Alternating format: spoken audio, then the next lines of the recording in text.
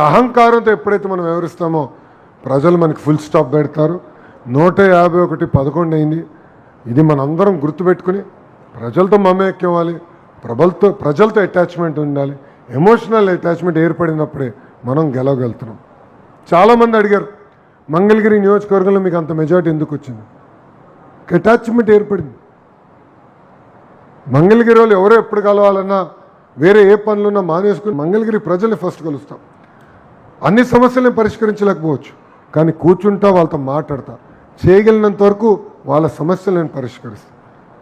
So attachment అనేది మీరు ఏర్పాటు చేసుకోవాలి. ఇక్కడ మీరు అందరికి ఉందా అటాచ్మెంట్?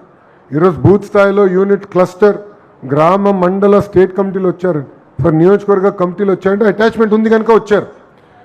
కానీ అధికారులు వచ్చినప్పుడు కొంచెం స్పీడ్గా మాట్లాడచ్చు, స్పీడ్గా వివరించవచ్చు. అది చేయొద్దండి. అధికారంలో ఉన్న ప్రతిపక్షంలో ఉన్నట్టే ఆలోచించండి. అట్లనే